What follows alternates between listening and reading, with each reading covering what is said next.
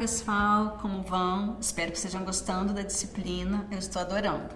Como a gente tinha combinado, esse módulo agora a gente vai tratar dos fatores estruturantes da qualidade de vida no trabalho relacionados ao contexto do trabalho. Já que no primeiro módulo a gente falou dos fatores de QVT relacionados à tarefa, a forma de realizar a tarefa e como isso era produtor de significado e de sentido para os trabalhadores. Lembrando que os fatores estruturantes eles sempre dependerão do referencial teórico adotado e do contexto sócio-histórico e da organização em que eles estão sendo analisados. Então, o que a gente está trazendo aqui não pretende esgotar todas as possibilidades, mas é uma forma de analisar essa questão e uma proposta para vocês trabalharem com ela, ok? Então vamos lá. Eu gostaria que vocês acompanhassem daqui a pouco por essa imagem que a gente vai ver. Lembra da nossa tríade, sujeito, tarefa e contexto do trabalho? A gente vai trazer aqui 5 fatores relacionados ao contexto do trabalho e que são extremamente relacionados a QVT no contexto de trabalho, ok? Então vamos falar primeiramente a organização do trabalho, as relações socioprofissionais realizadas nesse trabalho, as oportunidades de crescimento e desenvolvimento e, além disso, numa base, as condições de trabalho e o suporte que a organização oferece para realizar esse trabalho. Vamos começar falando das condições de trabalho, porque eles representam um fator basilar. Não à toa, as primeiras lutas dos trabalhadores com relação à saúde e segurança no trabalho tiveram a ver com as condições de trabalho. Elas são uma questão basilar, fundamental, quando a gente vai falar de saúde, segurança e qualidade de vida no trabalho. E para a gente analisar essas condições e a adequação dessas condições de trabalho, a gente vai partir de 2 perspectivas. Uma que são as condições de acessibilidade e outras que são as condições de ergonomia. E cada fator, cada elemento que a gente trouxer aqui relacionado a essas condições de trabalho, elas têm que atender a esses 2 pressupostos. E aí sim, eu vou dizer se elas estão adequadas ou não, ok? No Brasil, existem diversas normatizações que tratam disso. E vale a pena a gente destacar a NR17, que fala da ergonomia nos contextos de trabalho, e a NBR 9050, que trata da acessibilidade nos espaços de trabalho. É importante não só que o pessoal da engenharia e da arquitetura conheça isso, mas que os gestores também tenham conhecimento, e esse é um material relevante para vocês poderem consultar, ok? Então vamos lá. Que elementos do contexto de trabalho são importantes para a gente levar em conta? Já falamos dos 2 pressupostos, né? Ergonomia e acessibilidade. No que se refere à acessibilidade, é importante que a gente leve em conta não apenas o que está dentro do nosso contexto de trabalho. A gente começa a falar da acessibilidade urbana. Como é que as pessoas chegam ao local de trabalho? Existe acesso para os servidores ou para os cidadãos que vão chegar para ter contato com o órgão de vocês? E depois nos edifícios de trabalho.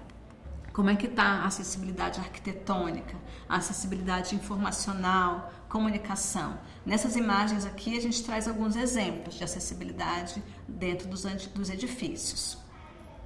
É importante também a gente lembrar da acessibilidade nos processos de trabalho, porque elas também vão determinar o quanto todas as pessoas vão poder ter acesso a todos os conteúdos na organização do trabalho. Isso é fundamental para a QVT. Então vamos começar agora lá no espaço físico. Pensem no espaço físico de vocês, onde vocês trabalham. O que vocês pensam em termos de adequação, para vocês falarem que um ambiente é proporcionador de QVT ou não? Vocês facilmente vão lembrar. Então, se ele tem espaço adequado para a quantidade de pessoas que trabalham lá e circulam por ali, se existe ventilação, se essa ventilação é artificial, é natural, é muito frio, é muito quente, como é as questões de iluminação, os materiais disponíveis, os sistemas informacionais. Então é disso que a gente vai falar um pouquinho mais detalhado, ok? Com relação à iluminação, vocês experimentam conforto visual? Porque não deve ter nem muita luz, porque isso ofusca, pode dar dor de cabeça, nem pouca luz, porque também a gente fica forçando a visão e ao longo do dia a gente sente os efeitos disso. Então, essa iluminação, sendo ela natural ou artificial, ela precisa estar bem balanceada.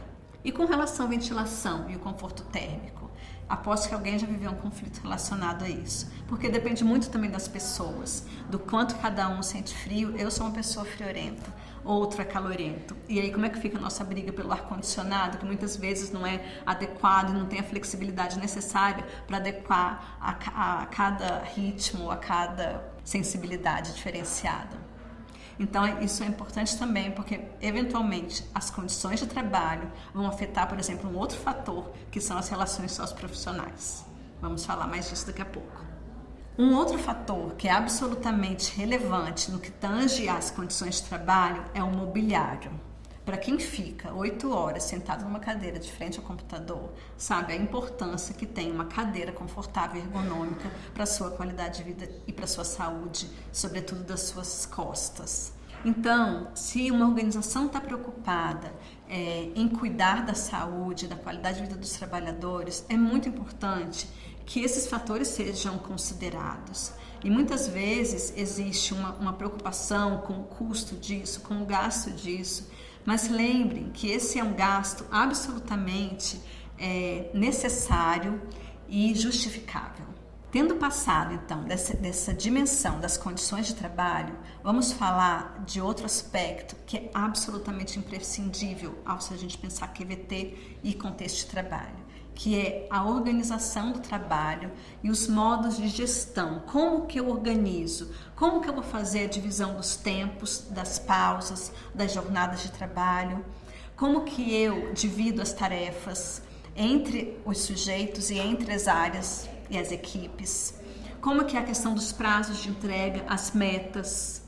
Então, a organização do trabalho tem a ver com isso, com os modos de gestão e controle, com os espaços de fala e deliberação e com as práticas de gestão. E o quanto isso vai estar alinhado a QVT, isso é fundamental para a gente. Um fator essencial quando a gente fala de organização do trabalho é a questão do tempo. Como que o tempo do trabalho e o tempo no trabalho e fora do trabalho estão relacionados? Que harmonia existe nesses tempos?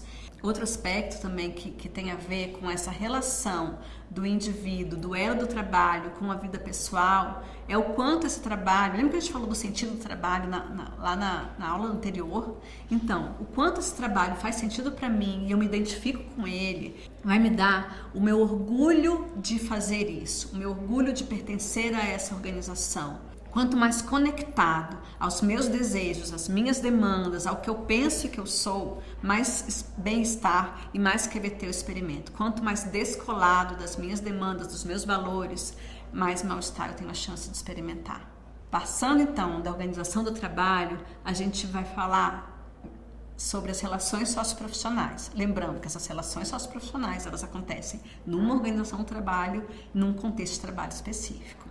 E o que são essas relações socioprofissionais? Bom, é a minha relação com os meus colegas, com os meus superiores hierárquicos, com os colegas de outras áreas, com os usuários e com os cidadãos que vão ao meu setor e com quem eu tenho que me relacionar. Se a gente está falando de uma perspectiva de QVT, é natural esperar que essas relações elas sejam saudáveis, que elas sejam respeitosas, harmônicas, que elas sejam de confiança. Não dá para falar de QVT se não existe confiança entre as pessoas que trabalham juntas. Além disso, é importante que a gente experimente laços de solidariedade e de cooperação e que a gente consiga aprender uns com os outros. Então, o QVT está totalmente relacionado a gente saber trabalhar bem em equipe, a gente saber trabalhar junto. Dejur falava isso, trabalhar é conviver, é a gente engajar a nossa subjetividade para um fazer que é junto, é coletivo. Nesse campo das relações socioprofissionais, eu queria trazer aqui a questão da diversidade e da inclusão. Vejam essa imagem. Ela está mostrando essa diversidade que nos forma como país e como organização. E se a gente vai falar em diversidade e inclusão, isso tem tudo a ver com o direito de ser e a possibilidade de ser quem a gente é. Significa que a organização vai proporcionar oportunidades igualitárias, independentemente da minha idade, do sexo, da minha raça, da orientação sexual, se eu tenho deficiência ou não. Nesse campo da diversidade e da inclusão, a inclusão das pessoas com deficiência tem um papel bem específico. Elas têm peculiaridades que pertencem a uma realidade muito própria e que é importante que tanto os colegas de trabalho, quanto os gestores, quanto as áreas de acesso QVT da organização estejam preparadas para cuidar. Entre essas especificidades, eu gostaria de destacar, por exemplo, a questão da jornada especial. Pode ser que uma pessoa com deficiência, ela precise fazer um tratamento de reabilitação, pode ser que, por uma limitação funcional, ela precisa compensar um outro sistema e isso gere uma sobrecarga e por isso ela precisa ter a jornada reduzida. O fato de ela ter a jornada reduzida não quer dizer que ela produza menos necessariamente. Ela vai produzir o quanto ela é capaz. Pode ser até que ela desenvolva estratégias operatórias. Lembra das estratégias operatórias do módulo passado? Pode ser que ela desenvolva estratégias operatórias e que no final a produção dela seja bem parecida com a de outra pessoa que não tenha deficiência. Mas pode ser que não. E se não, a gente precisa compreender isso. Porque antes de mais nada, as pessoas com deficiência também têm o direito de estar onde estão. Elas têm o direito ao trabalho. E a gente precisa compreender isso enquanto colega. E aí, nesse sentido, eu não posso esquecer de uma coisa. Esses benefícios que eles têm, entre aspas, são direitos, não são privilégios. Eles servem para dar conta de necessidades especiais. E se a gente está falando de uma organização que é pautada pelos pressupostos da QVT, isso significa a gente respeitar a diversidade, respeitar as potencialidades e as dificuldades e limitações de cada um. Nesse sentido, é fundamental a gente lembrar que suporte e inclusão significa bem-estar e qualidade de vida no trabalho. Uma outra tríade que é fundamental nesse contexto do trabalho para a gente falar em QVT são as oportunidades de reconhecimento, crescimento e desenvolvimento profissional. O que é isso? Reconhecimento significa uma resposta pelo engajamento que eu ofereci à organização do trabalho. E esse reconhecimento ele pode ser financeiro, em termos de salário, ou ele pode ser simbólico, em termos de elogios, de feedback, ou de premiações, enfim. Existem várias formas de expressar esse reconhecimento.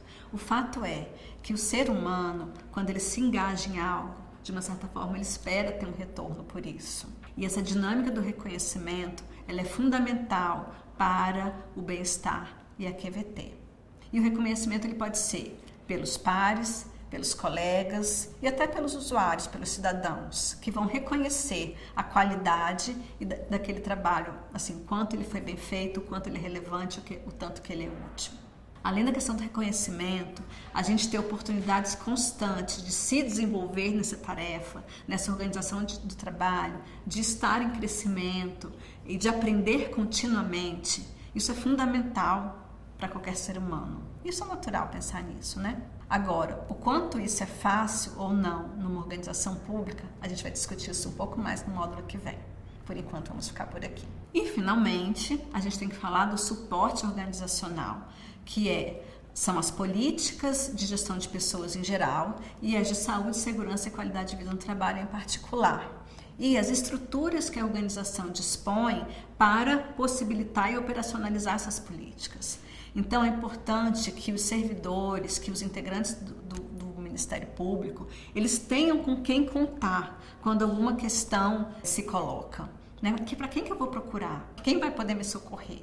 Então, esse suporte organizacional, que ele tem que acontecer não só para as pessoas, mas também para os gestores, que muitas vezes se sentem diante de situações que eles não têm como, não sabem como responder, é fundamental. E nessas políticas, eu quero destacar, já que a gente falou bastante disso, também as políticas de inclusão e acessibilidade. Como isso está sendo pensado e como isso está sendo colocado em prática na organização. De um modo geral, isso era o que a gente tinha para falar nesse módulo. No texto complementar e nos fóruns, a gente vai aprofundar bastante. Eu tenho umas dicas de vídeos e eu quero que vocês se detenham, porque essa é a parte mais legal dessa disciplina. Então vamos lá? Até a próxima, espero vocês.